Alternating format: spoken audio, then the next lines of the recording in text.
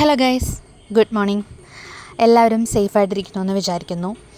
ഇങ്ങനെ പറഞ്ഞുകൊണ്ട് മാത്രമേ എനിക്ക് വീഡിയോ തുടങ്ങാനായിട്ട് സാധിക്കുന്നുള്ളൂ. നമുക്കറിയാം, വയനാട് ഉണ്ടായിരിക്കുന്ന ഒരു വലിയൊരു ദുരന്തത്തെക്കുറിച്ചല്ലേ ഓരോ തവണ വാർത്തകളും സോഷ്യൽ മീഡിയയിലെ വീഡിയോസ് കാണുമ്പോഴാണെന്നുണ്ടെങ്കിലും വളരെയധികം വിഷമം തോന്നുന്നുണ്ട്.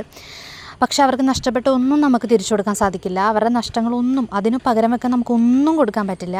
പക്ഷേ ഈ ഒരു അവസ്ഥയിൽ നമുക്ക് ചെയ്യാൻ പറ്റുന്നത് പ്രാർത്ഥിക്കാം. പിന്നെ പണമായിട്ടാണെന്നുണ്ടെങ്കിലും അതുപോലെ തന്നെ ആഹാരമായിട്ടാണെന്നുണ്ടെങ്കിലും മറ്റേതെങ്കിലും തരത്തിലുള്ള സഹായങ്ങളായിട്ടാണെന്നുണ്ടെങ്കിലും അവർക്ക് എത്തിക്കുക എന്നുള്ളതാണ്.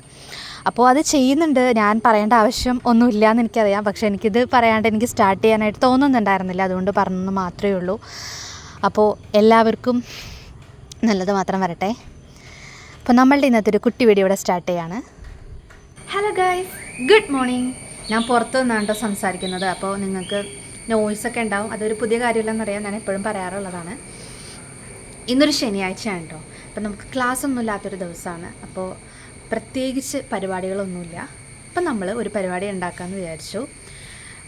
എന്തെങ്കിലും സ്പെഷ്യലായിട്ട് കുക്ക് ചെയ്താലോ എന്ന് വിചാരിച്ചു. അതാണ് നിങ്ങൾക്ക് തംബ്ലെയിൻ കണ്ടപ്പോൾ തന്നെ മനസ്സിലായിട്ടുണ്ടാവും. ഇന്നത്തെ വീഡിയോ എന്ന് പറയുന്നത് ഒരു ബിരിയാണി മേക്കിംഗ് വീഡിയോ ആണ്. നമ്മുടെ ഇവിടെ ഒരെണ്ണം നിങ്ങൾക്ക് കാണാൻ പറ്റില്ല. ഞാൻ എത്ര സൂം ചെയ്താലും കാണാൻ പറ്റില്ല. ഓക്കെ, അപ്പോൾ നമ്മളുടെ റൂമിൽ ഉണ്ണിമോൾ ഉണ്ടായിരുന്നപ്പോൾ തന്നെ, ഉണ്ണിമോളെ നിങ്ങൾക്ക് മനസ്സിലായിട്ടുണ്ടാവുമെന്ന് ഞാൻ വിചാരിക്കുന്നു. ഞാൻ നേരത്തെ വീഡിയോയിലൊക്കെ കാണിച്ചിട്ടുണ്ട്. ഉണ്ണിമോൾ ഉണ്ടായിരുന്നപ്പോൾ മുതൽ നമ്മളുടെ ഒരു പ്ലാനിങ് ആയിരുന്നു നമുക്കൊരു ദിവസം നെയ്ച്ചോറും ചിക്കനും വെക്കണം എന്നുള്ളത്.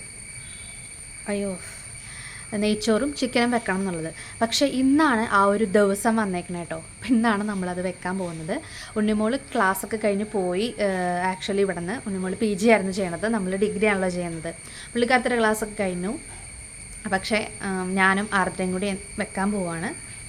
ഉണ്ണിമോൾക്ക് ഞാൻ ഫോട്ടോ എടുത്തിട്ട് അയച്ചു കൊടുക്കും.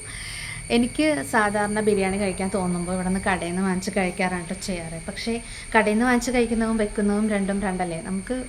നമ്മൾ വെച്ച് കഴിക്കുമ്പോൾ എന്ന് പറയുന്ന കുളമായില്ലെങ്കിൽ നമുക്ക് അടിപൊളിയായിട്ട് എൻജോയ് ചെയ്ത് കഴിക്കാം. അല്ലാന്നുണ്ടെങ്കിലും നമ്മൾ കഴിക്കും, കാരണം നമ്മൾ വെച്ചതല്ലേ. ഓക്കെ, അപ്പോൾ അതാണ് ഇന്നത്തെ വീഡിയോ എന്ന് പറയുന്നത്. എൻ്റെ കണ്ണിൽ എന്തോ പോയിട്ടുണ്ട് പണ്ടാരം. ഞാൻ എപ്പോഴും എന്തെങ്കിലും വീഡിയോ എടുക്കാൻ നിൽക്കുമ്പോൾ എന്തെങ്കിലുമൊക്കെ ഒരു കാര്യം ഉണ്ടാവും.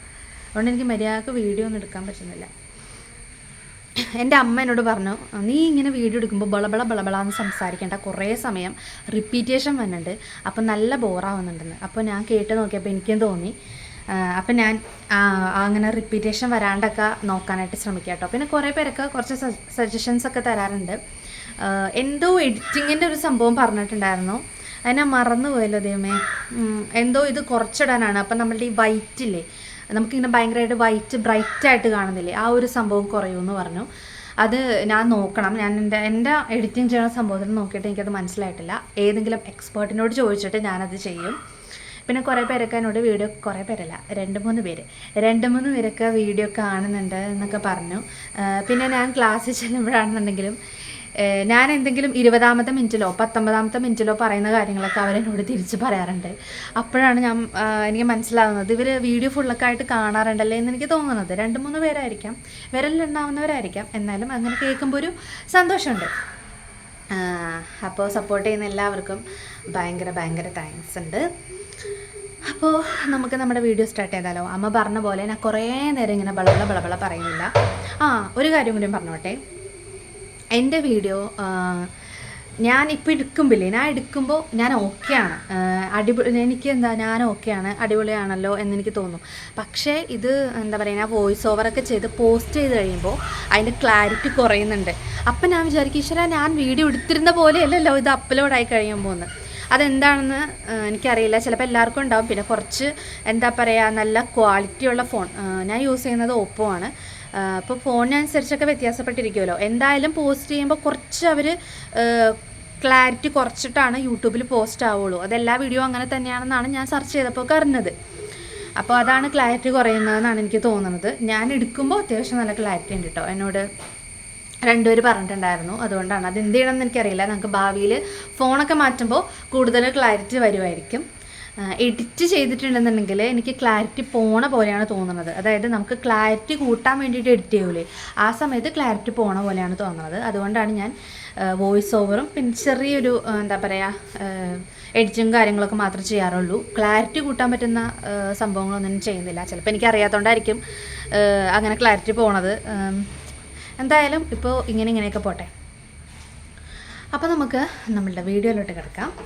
ആരാധനയുടെ കിച്ചണിൽ എന്തൊക്കെയോ ചെയ്യുന്നുണ്ട്. ഇനി എനിക്ക് പോയി ചിക്കൻ വാങ്ങിക്കണം. അങ്ങനെ കുറച്ച് പരിപാടികളൊക്കെ ഉണ്ട്.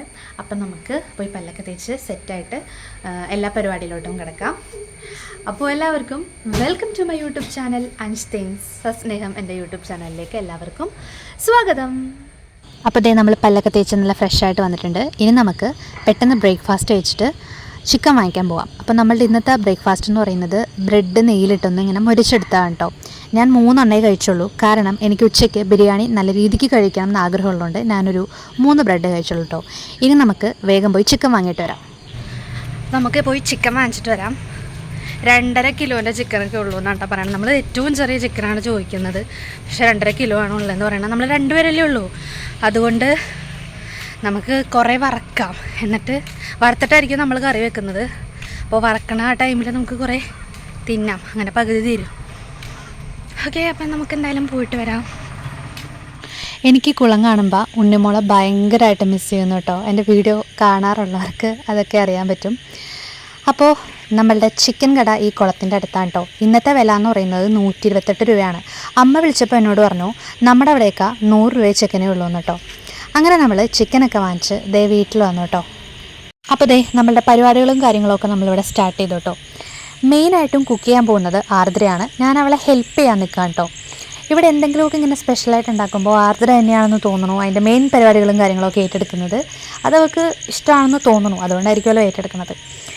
എനിക്ക് തോന്നിയതല്ല, നമ്മളുടെ ആ നെയ്ച്ചോറില്ലേ അത് ഓൾമോസ്റ്റ് റെഡി ആയിട്ടുണ്ട്. പക്ഷേ ചോറ് ഇത്തിരി കുഴഞ്ഞു പോയി. കാരണം വെള്ളം വെച്ച് കുറച്ച് കൂടിപ്പോയത് കൊണ്ടായിരിക്കാം, എനിക്കറിയില്ല. പക്ഷേ വലിയ കുഴപ്പമൊന്നും പറ്റിയില്ല കേട്ടോ. ടേസ്റ്റൊക്കെ ഉണ്ടായിരുന്നു. പക്ഷേ കുഴഞ്ഞില്ലായിരുന്നെങ്കിൽ കുറച്ചും കൂടി അടിപൊളിയായതിനെന്ന് തോന്നുന്നു. ഞാൻ നെയ്ച്ചോറിനും ബിരിയാണിനും ഒക്കെ പറയുന്നുണ്ടല്ലേ, അത് വേറൊന്നും കൊണ്ടല്ല. നമ്മളുടെ അവിടെയൊക്കെ അത് പറയുന്നതിന് മുമ്പ് ഞാനിത് മനസ്സിലാക്കി വെച്ചതിൻ്റെ ഒരു കുഴപ്പമാണെന്നൊന്നും എനിക്കറിയില്ല. പക്ഷേ നമ്മളുടെ അവിടെയൊക്കെ വലിയ അരി, അതായത് ബസുമതി അരിയും കൊണ്ട് ഉണ്ടാക്കുന്ന ചോറിനെയാണ് ബിരിയാണി എന്ന് പറയുന്നത്. ഈ ഒരു അരിനെ, അതായത് കുഞ്ഞരീനെ പറയുന്നതാണ് നെയ്ച്ചോറെന്ന്. പക്ഷേ ഇവിടെ വന്നപ്പോഴാണ് ഞാൻ മനസ്സിലാക്കിയത് ഇവിടെ രണ്ടും ഒന്ന് തന്നെയാണ്. നെയ്ച്ചോറെന്നും ബിരിയാണി എന്നൊക്കെ പറയുന്നത് ഈ കുഞ്ഞരിനെ തന്നെയാണ് ഇവർ പറയുന്നത് കേട്ടോ. ആർദ്രയുടെ അവിടെയും അങ്ങനെയൊക്കെ തന്നെയാണ്. പക്ഷേ എനിക്ക് ഈ ബിരിയാണി എന്ന് പറയുമ്പോൾ എൻ്റെ അവിടുത്തെ വലിയ അരിയും കൂടെ ഉണ്ടാക്കിയ ബിരിയാണി കഴിക്കാനാണ് എനിക്കിഷ്ടം.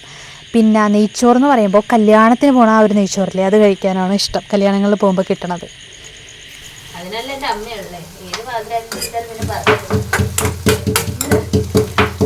അവൾ പറഞ്ഞ ആ ഒരു ഡയലോഗ് എനിക്ക് മ്യൂട്ടാക്കാൻ തോന്നിയില്ല കേട്ടോ. സത്യം പറഞ്ഞിട്ടുണ്ടെങ്കിൽ ഈ ഒരു ഹോസ്റ്റലിൽ വന്നപ്പോഴാണ് ഞാൻ എൻ്റെ അമ്മയുടെ ഒരു ഫുഡിൻ്റെ ടേസ്റ്റ് എനിക്ക് ശരിക്കും മനസ്സിലാവുന്നത്. നമ്മളുടെ അമ്മയുടെ ഫുഡ് എന്ന് പറഞ്ഞിട്ടുണ്ടെങ്കിൽ എല്ലാവർക്കും ഒരു പ്രത്യേകതയാണല്ലേ. നമ്മൾ എന്തൊക്കെ ഒരു ഹോട്ടലിൽ എത്ര 5 സ്റ്റാറിൽ പോയി കഴിച്ചിട്ടുണ്ടെന്നുണ്ടെങ്കിലും അമ്മയുടെ ഫുഡ് എന്ന് പറയുന്നത് ഒരു ഫീലാണത്. ഞാൻ വെറുതെ വീഡിയോയ്ക്ക് വേണ്ടി പറയണമെന്നല്ല. എനിക്ക് ചില സമയത്ത് അമ്മയുടെ മോര് കാച്ചിയതും അതുപോലെ തന്നെ അമ്മയുടെ ചിക്കൻ കറിയും അമ്മാമ്മയുടെ അച്ചാറും അമ്മാമ്മ ഉണ്ടാക്കുന്ന അച്ചാറും ഇതൊക്കെ എനിക്ക് കഴിക്കാൻ തോന്നാറുണ്ട്. അപ്പോൾ ആർദ്ര ഇപ്പോൾ ഉണ്ടാക്കാൻ ശ്രമിച്ചുകൊണ്ടിരിക്കുന്നത് അവളുടെ അമ്മ ഉണ്ടാക്കുന്ന പോലത്തെ നെയ്ച്ചോറും ചിക്കൻ കറിയാണ് കേട്ടോ.